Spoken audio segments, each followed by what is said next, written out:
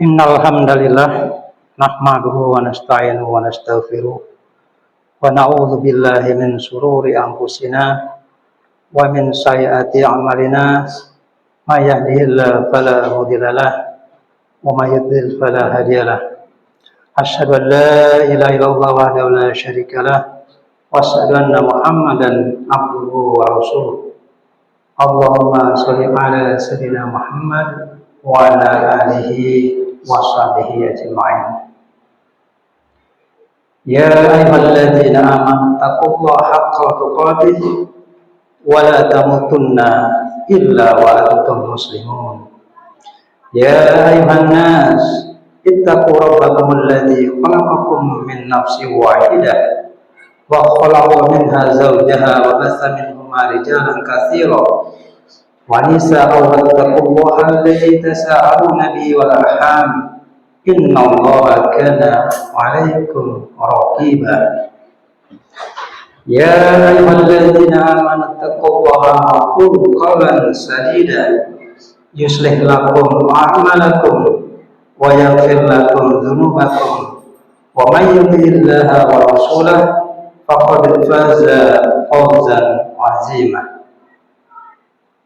Ma'asyiral muslimin rahimakumullah. Kita sudah selayaknya terus bersyukur atas segala karunia yang telah Allah berikan kepada kita. Karunia berupa keimanan, keislaman, dan yang tak kalah penting adalah karunia berupa kesehatan dan waktu luang. Karena dengan kesehatan dan waktu luang itulah kita masih mampu melaksanakan salah satu kewajiban kita di hari Jumat ini, yaitu melaksanakan sholat Jumat secara berjamaah.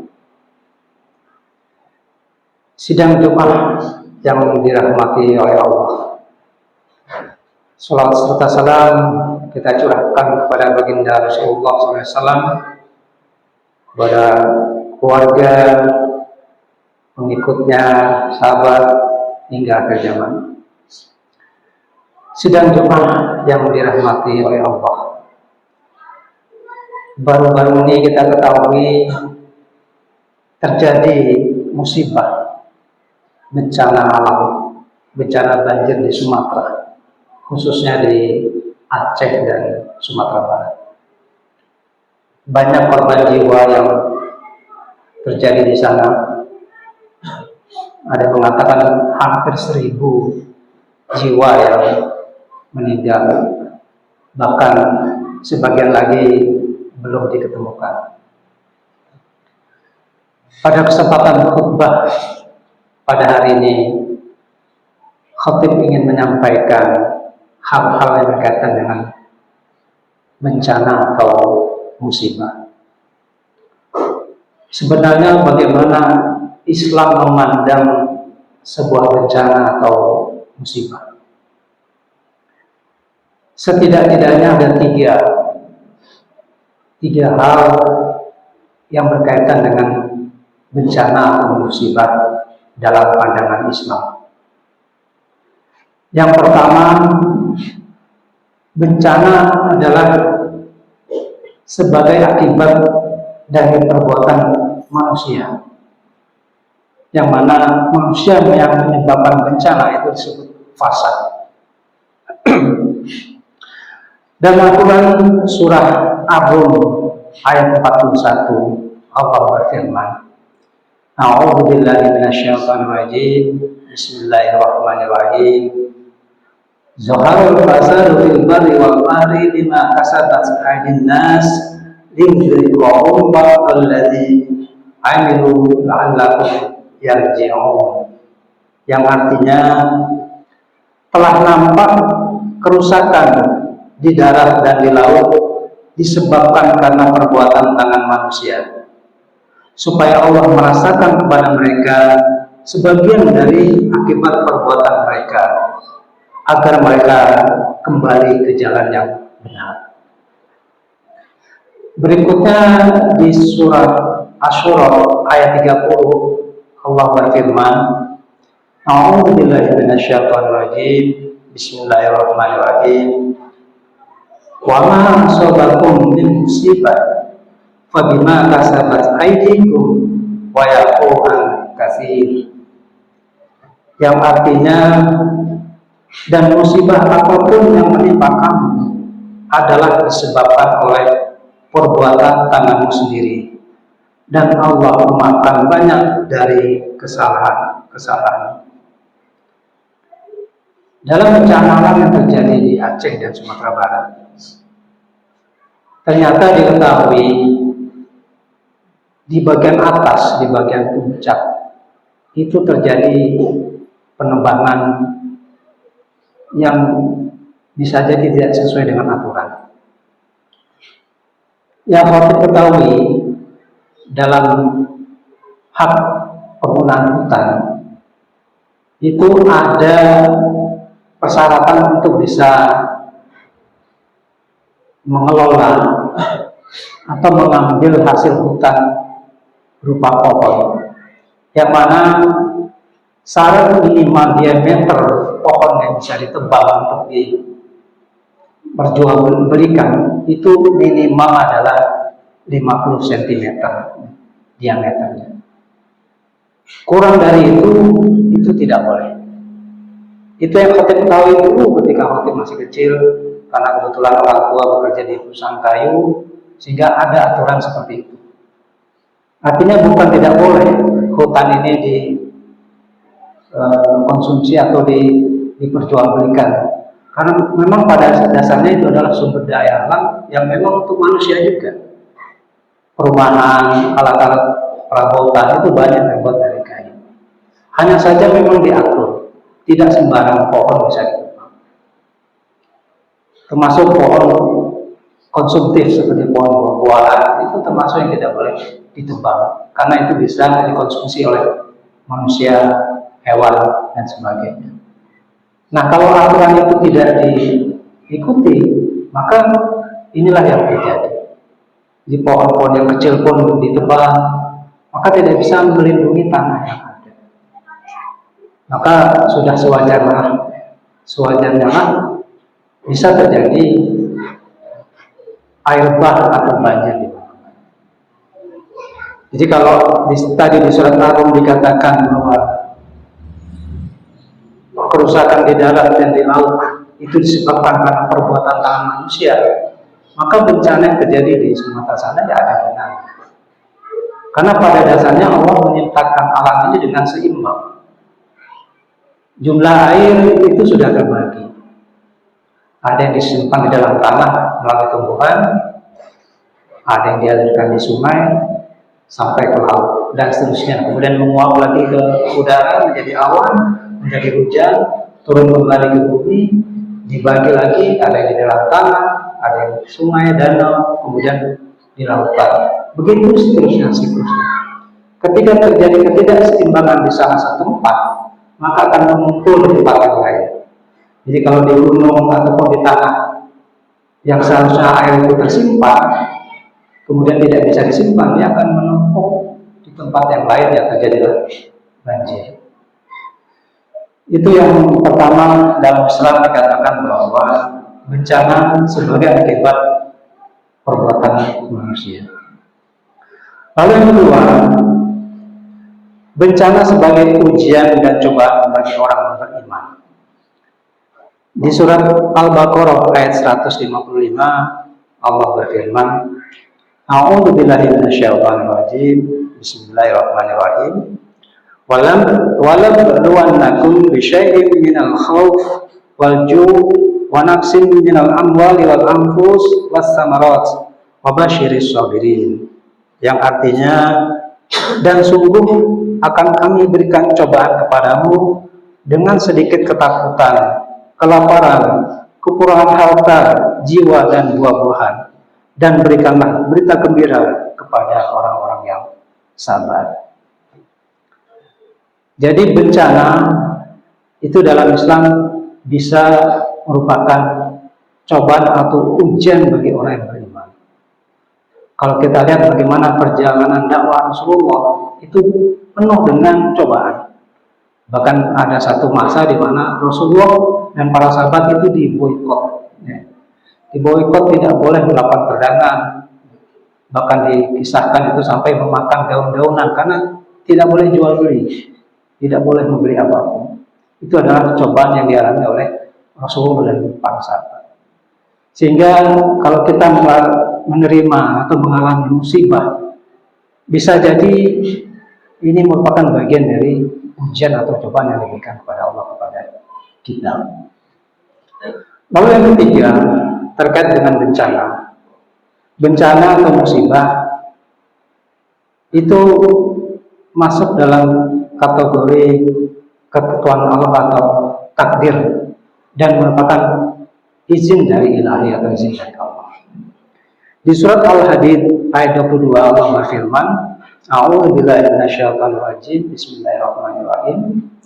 Ma asaba min musibah fil ardi wala fi anfusikum illa fi kitabin min qabli an nabra'aha. Inna dzalika 'ala Allahi yasir. Yang artinya tiada suatu bencana pun yang menimpa di bumi dan tidak pula pada dirimu sendiri melainkan telah tertulis dalam kitab Lauhul Mahfuz sebelum kami menciptakannya. Sesungguhnya yang demikian itu adalah mudah bagi Allah. Kemudian di surat At-Taghabun ayat 11 Allah berfirman, A'udzubillahi minasyaitonir rajim. Bismillahirrahmanirrahim. Ma asaba min musibah illa biiznillah. Wa may yu'min billahi yahdi qalbah. Wallahu bikulli syai'in alim. Yang artinya tidak ada suatu musibah pun yang menimpa seseorang kecuali dengan izin Allah. Dan barang siapa beriman pada Allah, niscaya dia akan memberi petunjuk kepada hatinya. Dan Allah Maha mengetahui segala sesuatu. Jadi yang ketiga, musibah itu bisa masuk dalam kategori takdir dan merupakan izin dari Allah. Apa contohnya musibah yang memang sudah takdir, yang memang tidak ada campur tangan manusia atau kita tidak punya daya upaya terkait dengan musibah itu?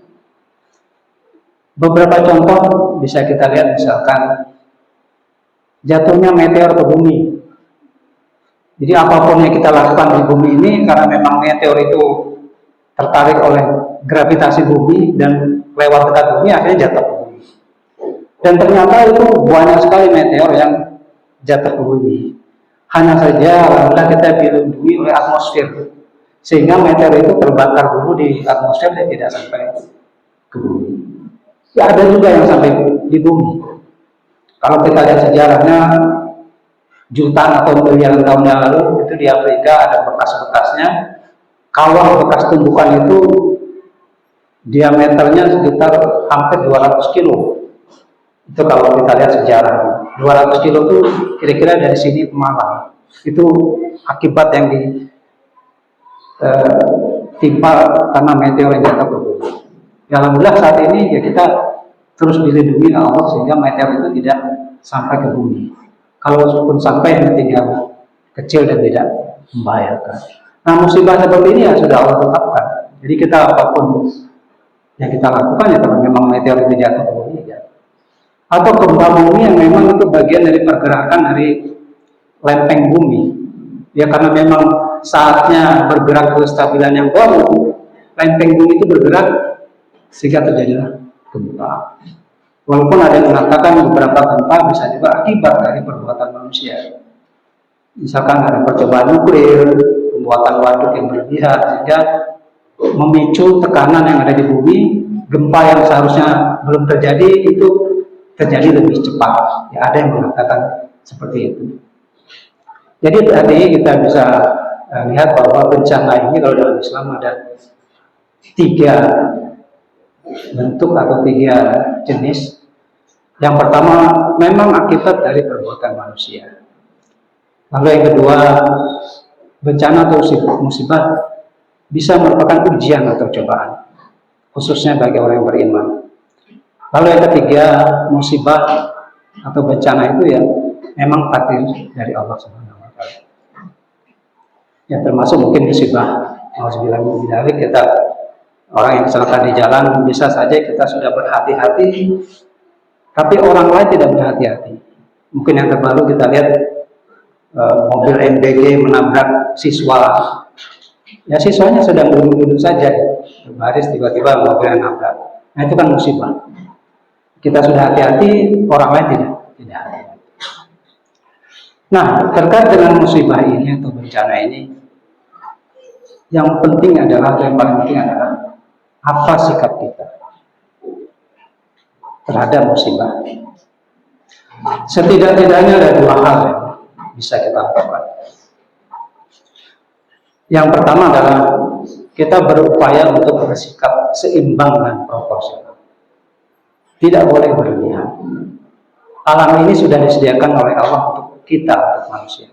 Maka dipergunakanlah sebaik mungkin dengan seimbang dan proporsional.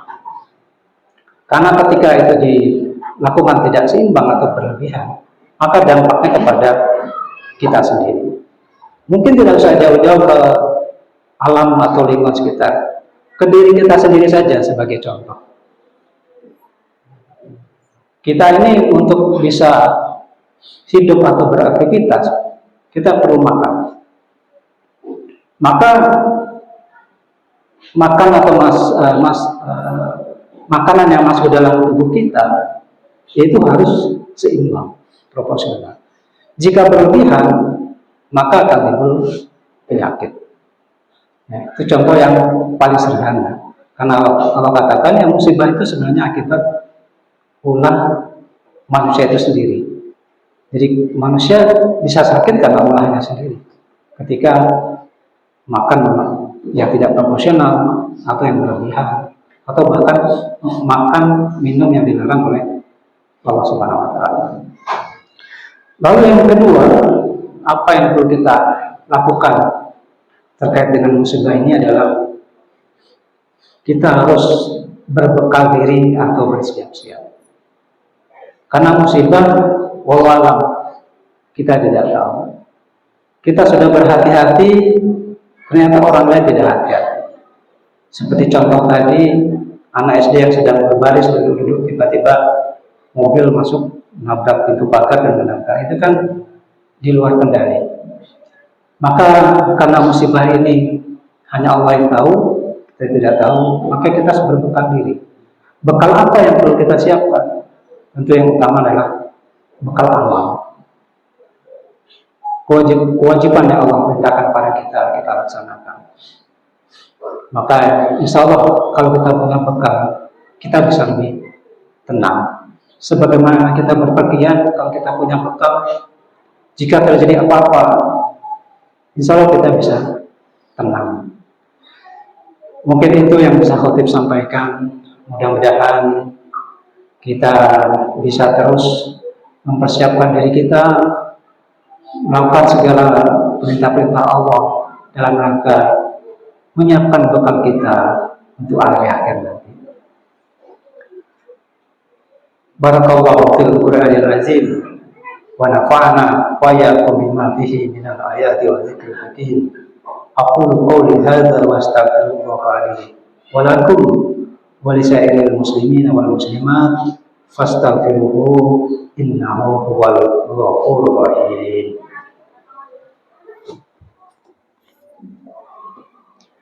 Allahumma shalli ala Muhammad.